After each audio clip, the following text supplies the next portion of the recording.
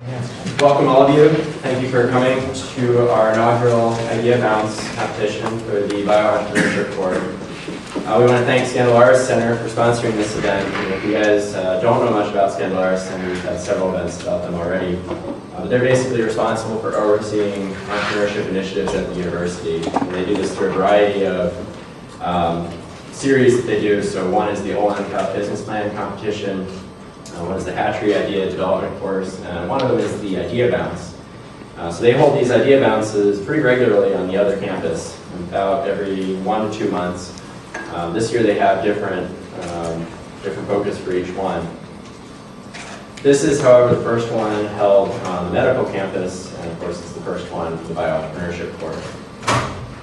So how this is going to work, our pitchers, who are all over here in the first 2 rows, have 2 minutes to tell you everything about their idea that they can think of. They are graded on the clarity of their presentation, the passion of their presentation, and most importantly, a request for help. The idea is you go forward and you network here and you figure out how to take this idea forward, taking advantage of the expertise in the room.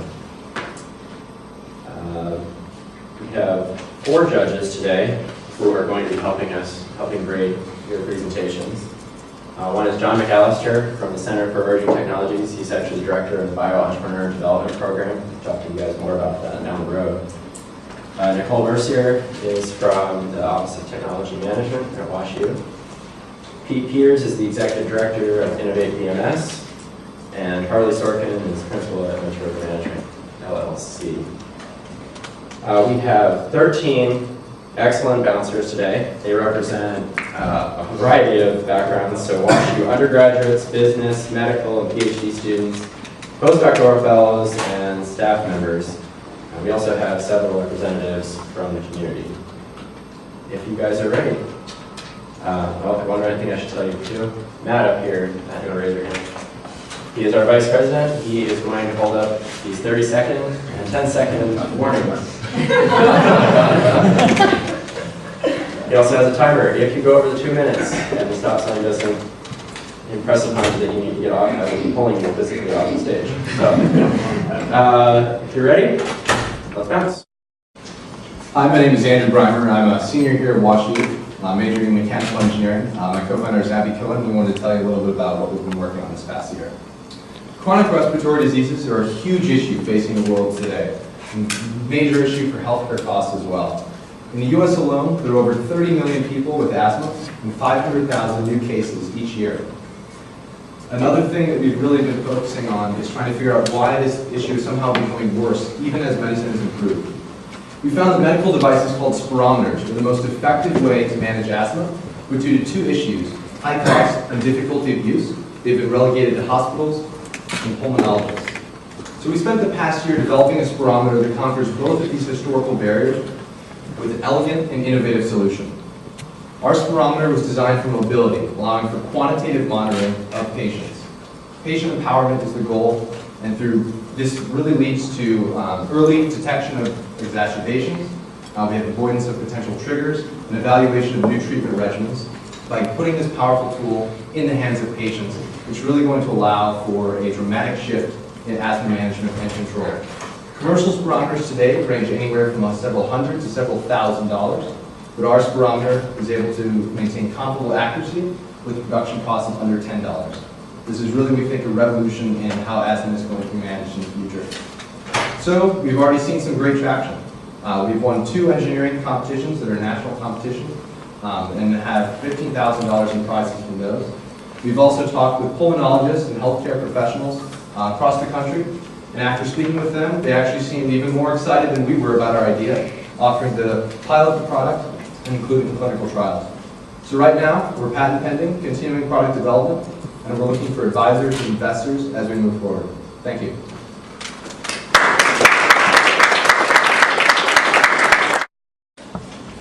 Lung cancer is currently diagnosed through the use of the CT scan. CT scans are notoriously inaccurate with false positive rates, reported as high as 50% in some studies. Following the positive diagnosis of lung cancer with the CT scan, patients are subjected to additional scans and eventually lung biopsies. This is an emotional physical and financial burden on these patients, some of whom don't even have the disease to begin with. My name is Tom Cohen. I'm a postdoc in the Department of Genetics. I'm here today as CEO of Nanopore Diagnostics. We are developing a blood-based assay to quickly, cheaply, and accurately confirm the results of a CT scan. We had the exclusive rights to a license of a patent-pending technology that can detect at the single molecule level microRNA molecules. MicroRNAs are small RNAs known to be very stable in blood and apparently expressed in a number of diseases, including lung cancer. We plan to pair this technology with a panel of biomarkers, microRNA-based biomarkers that are associated with lung cancer to produce a game-changing lung cancer diagnostic. Our technology is superior to the current gold standard for microRNA detection, which is PCR, because it is cheaper, it is quicker with assay times less than 1 hour straight from the blood draw, and it is also significantly more accurate due mainly to the amplification steps needed for PCR. We plan to first offer our technology as a research use only service at a local CRO or university core, and then move it into a CLIA lab as a lab developed test. We are currently seeking seed funding from some initial R&D, as well as some advisors and mentors on the team, as well as additional team members. In particular, looking for people with practical business experience and financial expertise. So thank you for your time, and please come find me if you're interested in helping us make a better lung cancer diagnosis.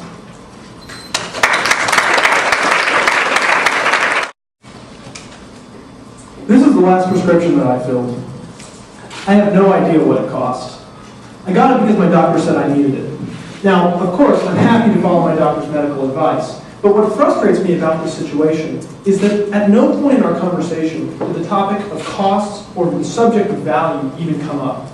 Americans spend over $300 billion a year on prescription drugs, and unlike any other consumer good, pricing information about these drugs is simply not available.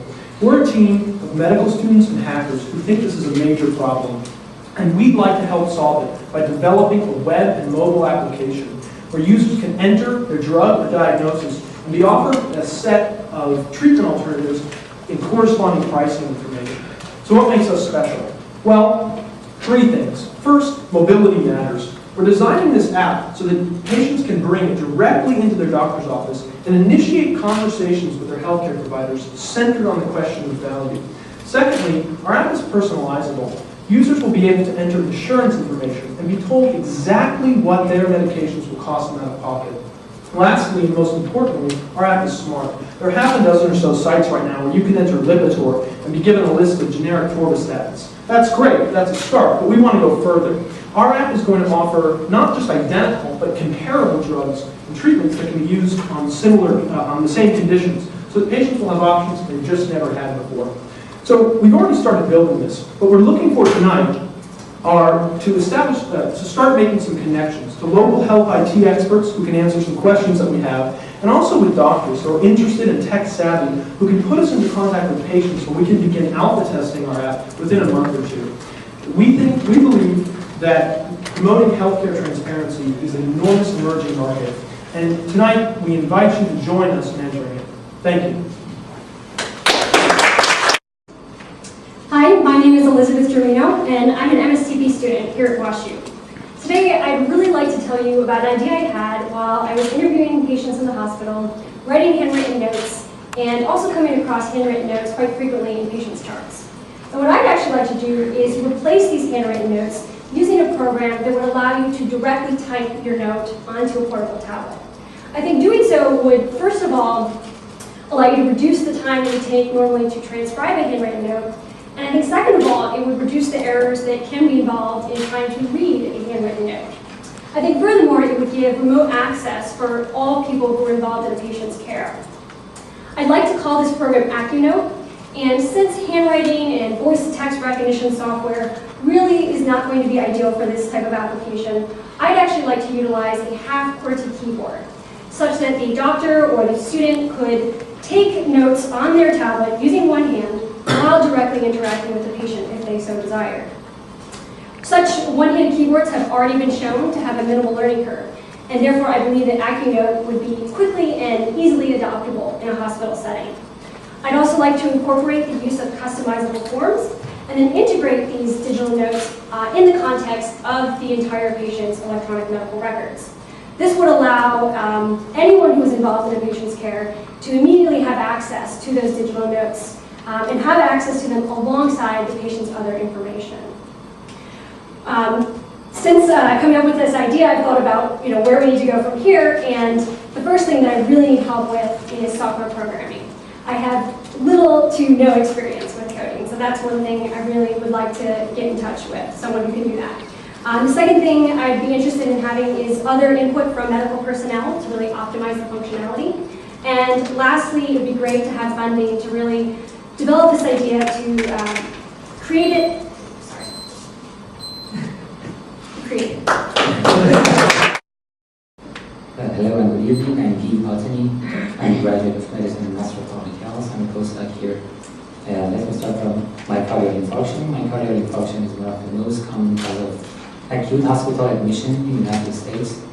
I wonder if you have heard or seen a patient with vague symptoms like gastric pain or, for example, shortness of breath, and he finally turned out to have myocardial infarction. So this is called silent MI, which is common, which accounts for 20% of the MI. The second issue that I like to talk about is about the time. You know that the earlier that the patients enter to the emergency room and they start the intervention because of his or her MI, the better the result will be. So I just want to give you information about the time. For example, it takes 20 minutes to start the first medication, which helps the occlusion of which helps the heart vessels to resolve the clot from the heart. And it takes about two hours for a patient to receive his first intervention after MI. So we have two questions here. The first question is how can we prove the patient with silent MI which has a silent MI? And the second question to be answered is how can we shorten the time delay after the patient enters the emergency center for getting his intervention? What we are talking and thinking about is a device, a lightweighted, small as a blood pressure cuff, and also portable device which patient can just easily put it on his chest and it's going to record the EKG of the patient, and it's going to, and also I'm thinking of having an application in a smartphone which the patient just can connect this device to that application. The application is going to gather the information and going to send it to the first emergency center near him so the doctor could be prepared for a patient with myocardial infarction, so it may save the time for that patient. Thank you. Hello, I'm J.R. Johnson. I'm a postdoctoral research scholar here at WashU, doing imaging research in the Bright Institute. And today I'm going to share with you my idea that's completely unrelated to my work. It stems from my hobby of automotive restoration. And when you spend large amounts of your salary restoring antique automobiles and needing to take care of them, you come with clever ways to make sure that happens. And so I've mostly stored my cars outside under a cover, and wind blows them off, they get damaged, and when a bird craps on your $10,000 paint job, you start feeling upset. So I got the idea that what better way to make a protective cover adhere to a steel body than to integrate magnetic material into the material of the covering. And from that, I've decided to apply this to something beyond automobiles. So this could be applied to pretty much anything that's steel, equipment, structures, anything like that. Conventional coverings require tethering, cords, bands that take time to deploy and apply to whatever you want to cover. This could conceivably expedite implementing the devices, make it safer, much more wind resistant. A lot of times covers are lost or severely damaged due to wind shearing and that kind of thing. So this would allow for even distribution of the cover over the object and reinforce it. So currently I'm looking for help in prototyping these covers, optimizing designs, and looking at marketability, and also mentorship and implementing something in the market. So thank you for your time.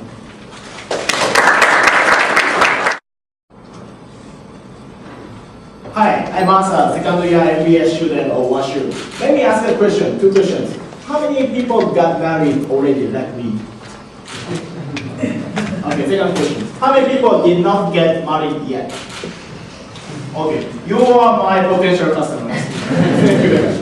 Finding partners is most important part for your life, but you need to spend a lot of time, a lot of money, a lot of emotional energy, because in addition to your preference, like looks, age, salary, jobs, hobbies, you need to make sure the person's intelligence, personality, and how much easy to establish a relationship with that person. I want to save your money, I want to save your time, I want to save your important emotional energy, I want to save your heart. Based on the current academic research, intelligence, personality, personal relationships could be explained by genetics. For example, as a gene of BRD2, which is related to a dopamine receptor in the brain, is one of the candidates to explain this. So here's my idea. Finding spouse by using genetics. This is called sportsgenetics.com. By using this matching online website, you can find best suitable matched partner for you, based on your preference, based on your genotype. So here's 3 steps to use. First, register online. Take a DNA test, then you can get a partner. It's very quick and easy. Then you can save money, time, and you can save your heart, emotional energy. So today, I want to ask 2 things. I want to ask academic or scientific advice for developing this product. And second thing is, I want to ask ethical, legal advice for this business model. Thank you very much. Hi, I'm Simon Maurizi. I work as a researcher in cardiothoracic surgery department. As a young doctor, I always have a skeptical view on treatment methods that has been published in our textbook. So, ladies and gentlemen, I'm here to introduce a new idea to save lives of children with congenital heart disease. Every year, thousands of children with congenital heart disease die due to numerous operations that they have on their heart. And in each operation, surgeon must use a specific shunt to relate one side of their heart to another side. And as the child grows up, this shunt becomes small and cannot work properly. So one of the most important reasons for reoperation on this child is on these children is just to adjusting the shunt size. So what if we can use an expandable shunt that this shunt can just grow as the child grows up? We can reduce the number of operations that each patient needs. And each operation is not without risk of mortality and morbidity. And not only is it is not without risk of mortality and morbidity, but also it just push financial and psychological pressure onto their families. So we are pretty sure that this shot will become popular. To do this project, we need some intelligent team members and some investors who want to become rich and just well-known as long as helping patients. I'm going to end my pitch with one quick question. Imagine that you are a parent of a child with congenital heart disease. How much would it be important to you just to reduce the number of operations that should be done on your child's heart? So if everyone agrees, let's start to save these little hearts. Hi, my name is Mohit Patel, and I'm a graduate student at the University of Missouri St. Louis. I'm also the Executive Vice President for Genetics Fusion, which is a biotechnology company that provides a unique line of transfection reagents called Janus transfection kits. Transfection in simple terms is a transfer of foreign nucleic acids, DNA or RNA, into cells to produce a genetically modified organism with distinct characteristics. In 2010 alone, there were approximately 118 million transfections conducted worldwide to produce a revenue of $120 million. This makes transfection one of the most comparative tools used by biological researchers worldwide. Unfortunately, all the tools available today, the technology today, cost not only scientists their arm and a leg, but it also costs them their precious time and resources. To address this need, we at Genetic Fusion have developed a technology called Janus Transfection Kit. This kit provides efficiency of 500-fold higher, allows DNA that is 150% larger than competition, has no cytotoxicity, and allows the use low cost of production. With the launch of our product, will usher a new era of genetic engineering which will allow expression of numerous genes in one trial. To reach our goals and make the genus translation kit one of the golden standards in transfection reagent market, we have developed a three-phase path, which will require an investment of $2.5 million and generate a revenue of $9.7 million in 2017. Our team consists of Dr. George Gopal, who is a scientific advisor, Matthew McEwen, who is our business advisor, and our inventors is Jason Atkins and myself. We are looking for financing to finalize our prototype and do initial market sales. We are looking for legal advices and a management team. But I would like to thank you for your time and answer any questions you have. Thank you. Hi, my name is Dana Watt. I'm a graduate student here at WashU. And as a scientific researcher, I would like to see scientific research become more efficient. That means more publications and more quality publications for more people. I propose to do this by establishing an online experiment sharing community. At Expert Exchange, investigators will be able to post experiments that they would like to see done, but that they don't necessarily have access to the experimental expertise necessary to perform the experiments. Also, bench-level scientists will be able to post expertises that they're proficient in, but they will be willing to perform other people's experiments with. Expert Exchange will provide three main things to the scientific community. First of all, it will provide investigators with a more efficient means of allocating their limited resources and allow them to discover different experimental techniques without necessarily spending a lot of money or other resources into training people for those techniques. Second of all, Expert Exchange will allow bench-level scientists more opportunities to publish and also expose them to the different ways that their experimental techniques might be applied outside of their field of interest. Finally, Expert Exchange will serve the scientific community as a whole by fostering collaborations between labs and between institutions, and especially interdisciplinary collaborations. Before we move forward with Expert Exchange, because it's still very much in the idea phase, we're going to need three things. First of all, we're going to need experts not only to set up the website, but also to deal with some legal issues that might arise, including material transfers. Second of all, we're going to need some seed money, not only to pay for those experts, but also to pay for the bandwidth necessary to create this website.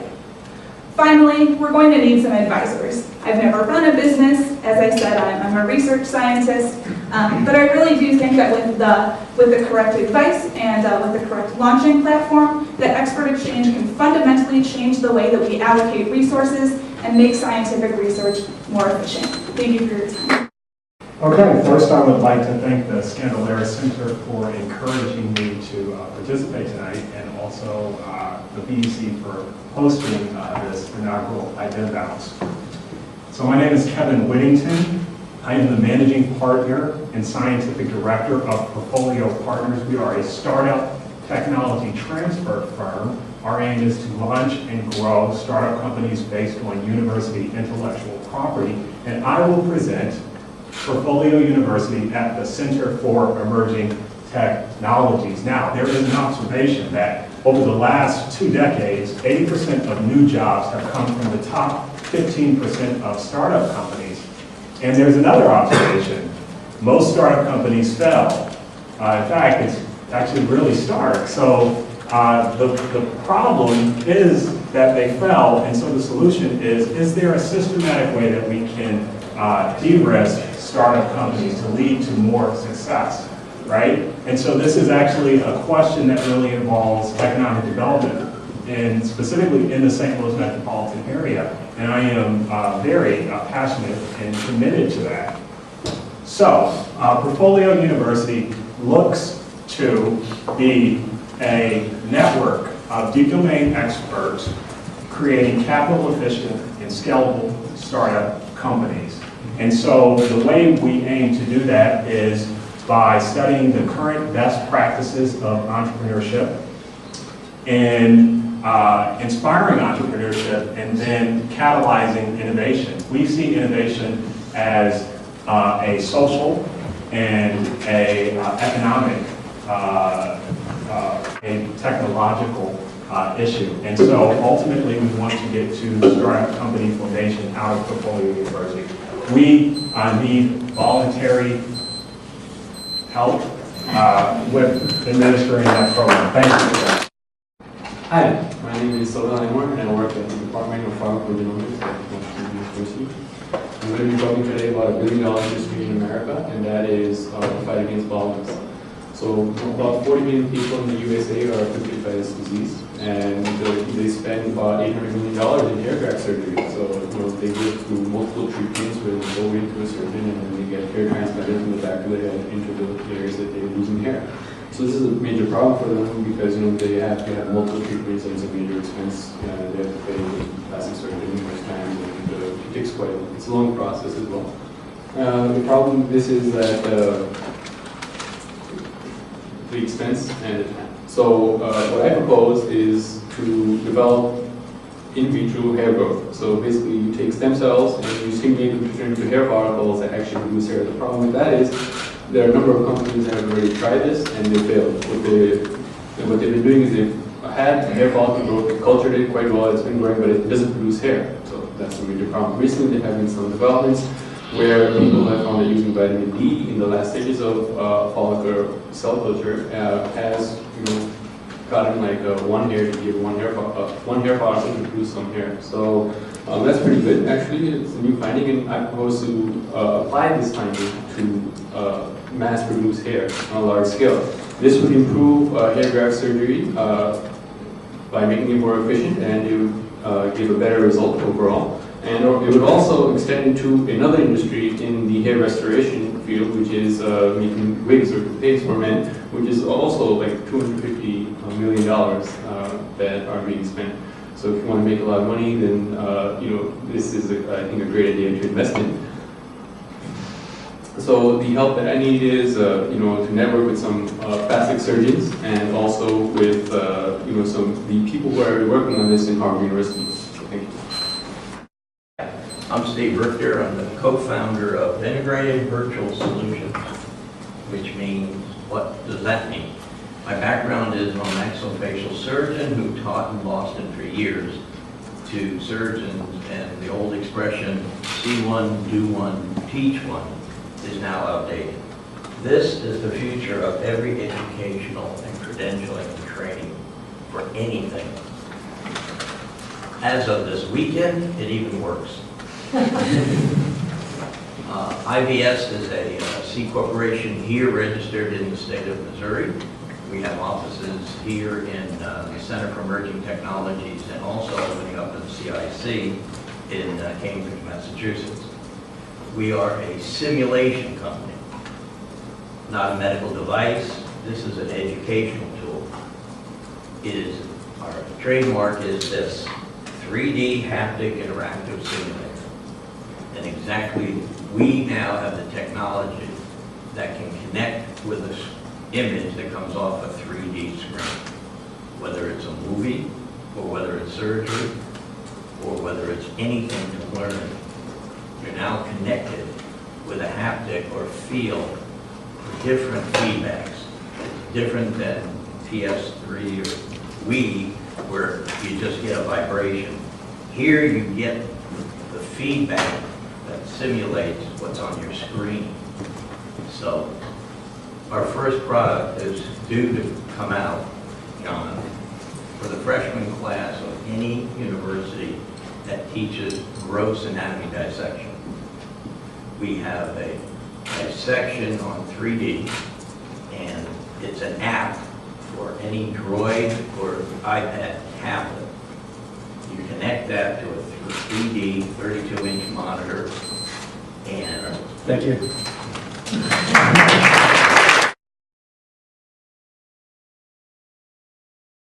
So to announce these, when we leave the reception, I need the waiters to come up and see me. I'm going to give you a form so you can get your money, and I'll tell you how to put dinner and all that good stuff. So Masa Kimiko, First Pass Genetics, Dana Watt, Expert Exchange, Paul Gamble, Script Spot or Health Spotlight, Healthcare, Health, whatever you're calling it. Tom Cohen for Nanopore Diagnostics, and Andrew Breimer for Spirit Labs. Congratulations, guys.